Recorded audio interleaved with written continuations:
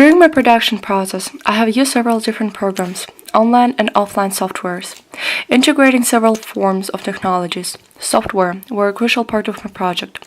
In order to make my product look professional, I was using most of the programs at the same time to make it look the way I wanted. I made use of several offline and offline softwares to help me during the production of this project and help to answer the CCR questions. I had an opportunity to work with Adobe Premium Photoshop, Adobe InDesign, Adobe After Effects, and Adobe Premium, and other programs that I already worked with like Word document, PowerPoint presentations, and Microsoft Excel. One of the most important softwares that I was working with was Photoshop, as I used to edit and create front cover, contents page, and double spread page. This software offers a big variety of editing tools which helped the picture look professional. As I didn't have any chance to work with the program in the past, I found the process difficult and complicating. However, thanks to online tutorials on YouTube, I could easily use it later. I mostly use Photoshop to edit my front cover page, as I wanted to focus on it more than on others. I used the software to remove a few details in the background. On the door was a sign that wasn't needed in the picture. Also, I could remove blemishes from and retouch my model's skin, hair, and makeup. I adjusted the lighting, brightness, contrast, saturation, and hue of my images with Photoshop. Moreover, I use special effects to make my picture look old. Photoshop has a variety of different text fonts and is specialized on editing tools to help me to use all the conventions of the women magazines and place all text and other images on where they needed to be. Another program that also was one of the most important software that I used in Adobe InDesign. In Adobe InDesign, I could make my double spread page and contents page because of the easy use of rules and lines that were provided by the program. Even though the same tool was on the Photoshop, in Adobe InDesign, I could easily move my text and images to experiment and see where it would be a perfect place for.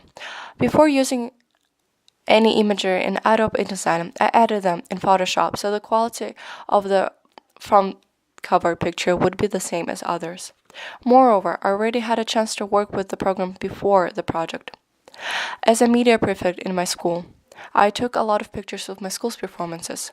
Therefore, I usually edit them in Adobe InDesign, so I found the process of editing easy. Adobe Premium I used to edit my prelim video as my first experiment with me using the camera. At the beginning of this academic year, I decided to start with taking videos before focusing on photography. Therefore, this program was also used during the production process. Furthermore, I sued in once more when I was creating a video for the first question of CCR. I could easily use once I watched different tools usually on YouTube or Google. For question 3, I used QuickTime Player to record my screen in order to demonstrate how I use a particular software. For the CCR, I used the screen record function to screen record the presentation that I created, and then I used Premiere Pro to edit the video, and later I added voice cover. For recovering my voice, I used a specific recording device which was owed to me by my school. I used PowerPoint presentations when I was planning about all pages of my production. In the planning section in my blog, you can find a presentation where I show different slides, photo screens of my possible future pages. Moreover, I use Microsoft Word and Microsoft Excel to type up my research and articles and create deconstruction of other existing magazines. Microsoft allowed me to write my answer for CCR, write my articles, write my questions for the audience research, and prepare everything for the production. Thanks to autocorrect tools in my program, my articles don't have any grammar or spelling mistakes.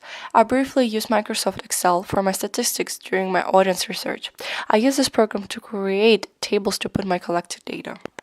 The WordPress website was an integral part of my project as it provided me with a platform to show my progress throughout my production and also to accumulate and display my research on. Throughout the entire process, the website became like a diary where I was making all my notes and recording everything I have done. I uploaded all the developing stages of my production from start to finish on my website. In WordPress, I could easily demonstrate my research production and collect the data, from which I could also get a feedback from my teacher. For my audience research, I created different pie charts to demonstrate my knowledge of my audience. I used this website to create images of the quantitative data.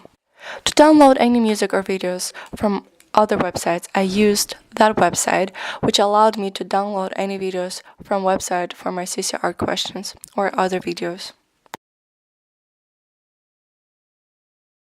I employed the most commonly used conventions of social media such as Google and YouTube. Both of them helped me throughout the entire process. YouTube provided me with a big variety of videos, tools from created live to help to use Photoshop, Premiere Pro, and others. I also used YouTube to upload my preliminary video, question 1 and 4, for CCR onto my blog. I conducted most of my research through Google.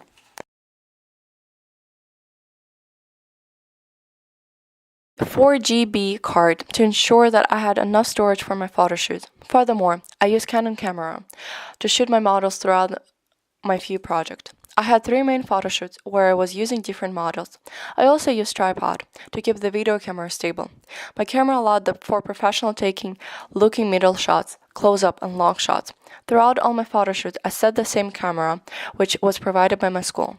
One camera helped me to maintain one style, continuity, and synergy. For lighting, I used flash gun, which helped me to create good quality picture with high key lighting and dark places. I also had a physical copies for my chosen magazines for my research. Throughout this academic year, I had a few opportunities to buy by myself a printed magazine. It was very helpful as I was able to look inside when designing mine and refer to them. Also, thanks to the internet, I also bought a few magazines online, which was easier for me to observe as I'm more used to work on my computer. Both magazines allowed me to learn how to lay out the conventions of my magazine and help develop my visual vocabulary in terms of print media. All the knowledge about media research, media studies, and other help was provided by my teacher.